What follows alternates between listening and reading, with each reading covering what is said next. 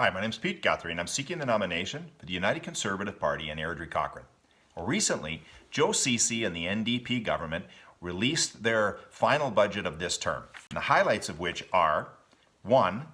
An $8.8 billion deficit, 2. A projection of $96 billion in debt by 2023, which, by the way, would equate to a 638% increase in the debt since the NDP took office. 3. Spending will actually increase by $200 million this year, which will just be added to the $7.6 billion in increases from the previous 3 years. 4. The NDP are using revenue in their financial projections from 3 pipelines that are not yet built and are forecasting in a 66% increase in the carbon tax. And finally, the NDP government will continue to increase the size of government by hiring at least 2,400 public servants this year. Now, there was a quote that I read on the budget that kind of says it all. It is short on details and long on wishful thinking.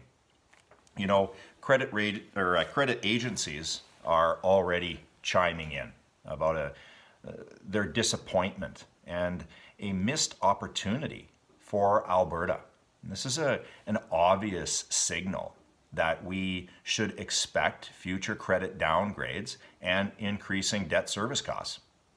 You know, in this current year, we are going to spend $2 billion in interest payments alone. It's also worth noting that infrastructure spending will be a whopping $9.2 billion. So this is spending for things such as roadways and public buildings, etc. Now, these are very high levels of spending as compared to previous years and previous governments. It's going to be interesting to see where that money gets allocated. I mean, right now, the Edmonton Catholic School Board has already put in a protest because money for that's allocated to the school systems right now is only going towards the public side.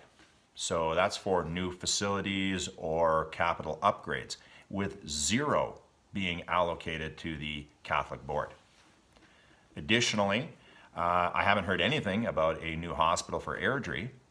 And in Cochrane, the interchange at 1A and 22 has effectively been canceled. And this is very interesting because Cochrane was removed in the constituency of Banff-Cochrane in a bit of gerrymandering that's going on in order to try and save an NDP seat in what they're now calling Banff-Kananaskis. You know, this is a very vindictive government. And I think in this budget, one should expect large capital expenditures to go where the NDP feels that they can win seats.